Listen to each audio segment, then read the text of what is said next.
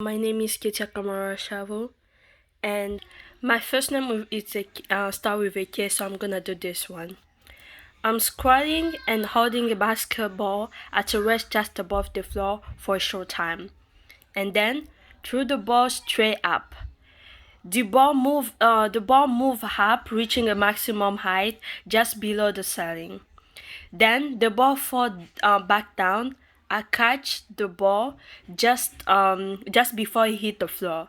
Then I hold the ball at a rest just above the floor for a short time.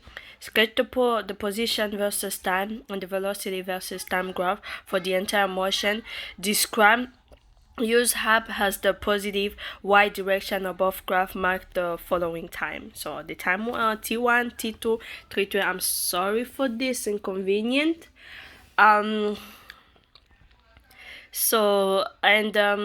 Let's just do it now. So this is me. I'm really bad at drawing anything. I'm holding the ball. That's really me, but I'm holding the ball. So I'm holding the ball. When the basketball is in a rest position, right here. And when I threw up the ball, in an instance velocity it increase every single time. So it going up, it increase every single time that it going up. The velocity increased by the action is throwing up. So the instantaneous velocity of v1 and the v1 at the time equal t1. So and then the v2 at the time t2. The v3 at the t equal v3. But when the ball is going straight up, the energy and reaches peak point just a few seconds. And at that point, when it arrives to the highest point, it will lose the energy and want to return again. It will come to return again back to gain the energy by the gravitation force. So when it arrives here, you catch the ball before it hit the floor. So it's just do it now. This is our graph. And the time it's right here, t1,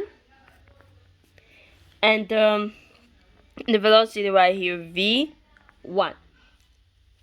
So it's right here. Boom, boom. V is a velocity and t is a time. So and at this point is when the ball straight up, when the ball going up at this point right here, as you can see. So for the second one, it's just right here. Let's draw another one. Well, so straight up, and come back. Just a moment. This is as I was saying, this is our time 1. This is a t1, our time. This is our velocity 1. So when the ball arrive at this point right here, or when the ball reach the highest point for the time second, the t2. Just let me write t2 right here. The ball is just like a velocity is 2 right here in the time 2. They fall back with a gravitation force, like it come back again. That's how a time 3, that's the v3. This was like a v1 at the time 1, and this is a t2 at the time second when the ball